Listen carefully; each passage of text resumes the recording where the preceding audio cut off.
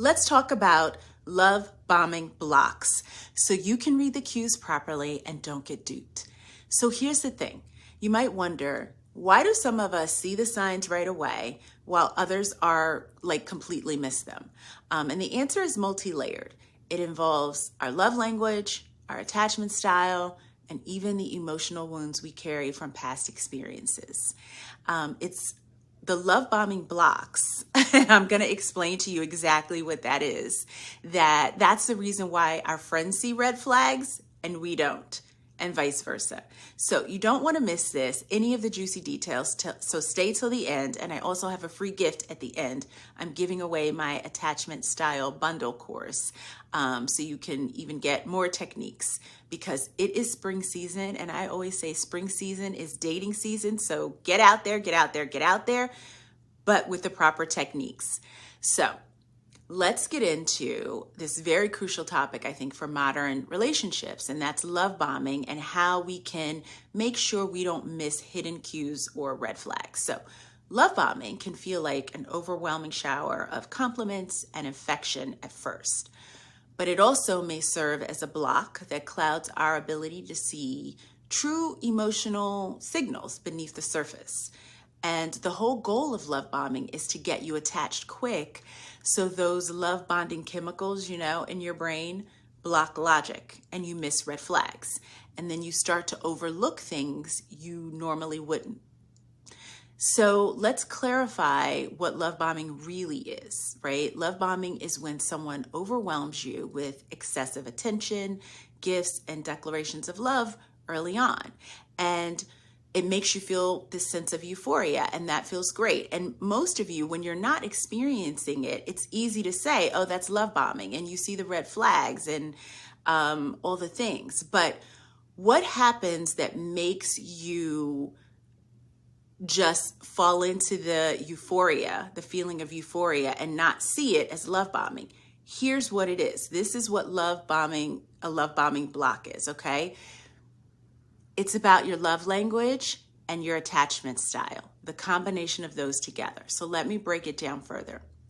Every one of us has a dominant love language, be it words of affirmation, acts of service, quality time, physical touch, or receiving gifts, and you should know yours, okay? When someone's primary love language is, for example, receiving gifts or constant affirmation, when somebody love bombs in that love language, it seems genuine.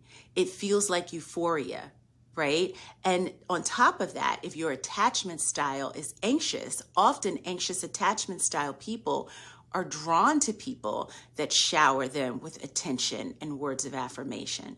So let me go a little bit deeper, right? So let's say somebody is love bombing in a way that is not your love language, right? So like for me, gifts are not my love language. So if somebody is offering to give me gifts, that's going to feel like a red flag to me. It's going to seem weird if they're giving me gifts early on. It's not going to do anything for me. But my love language is words of affirmation. So if somebody is pouring words of affirmation on me, this is my love bomb block, I might actually see that as genuine, because that's my love language. Does that make sense?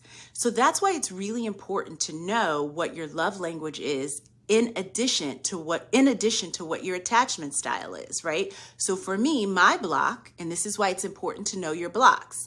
My block is words of affirmation, quality time, and I lean towards anxious attachment.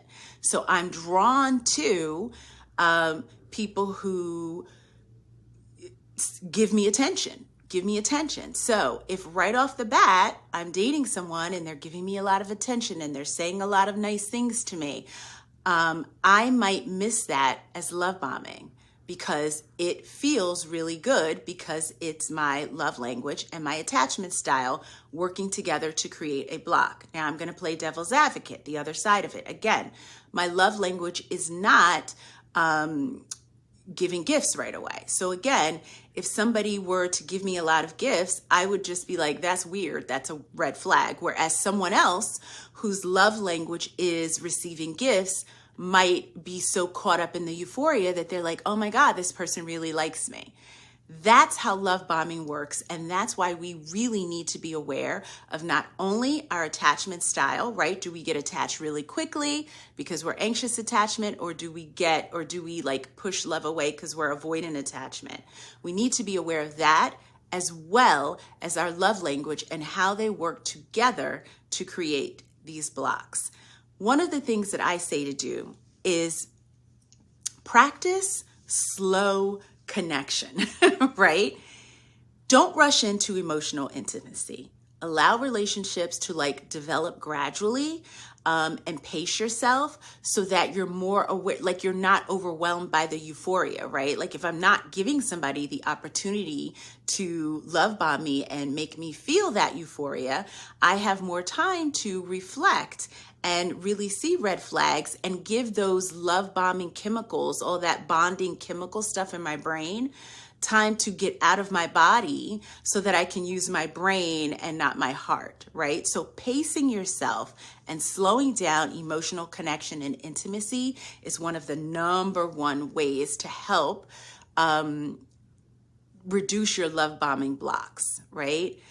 Another thing is just learning to protect your heart and open yourself up for like real, authentic connection. So looking for ways to connect with people that are outside of your primary love language gives you a chance to know people in other ways, in ways that aren't gonna overwhelm your nervous system and your bonding biochemicals to make you fall in love quicker. So finding different things to do, right? So if going to the movies and out to dinner is your thing that makes you fall in love quick and attach quickly, maybe try going on a hike, right? Because it might not be your go-to thing, but it's helping you slow down the process so you really get to know the person as opposed to being overwhelmed with euphoria in your particular love language or attachment style, if that makes sense. If you want more tips like this, look in the description. I have all types of goodies. And like I said, there's going to be a link in the description. I am giving away for a limited time only my attachment style bundle, which gives you all types of tips, techniques, whatever your attachment style is. It gives you tips and techniques on how to work with a partner who might have a different attachment style than you. And of course, there's my Pathfinder quiz in there. You take that quiz if you want to work with me. It helps you find the right path for you. I don't know. I have some free stuff in there, some quizzes. Go ahead and look in the description.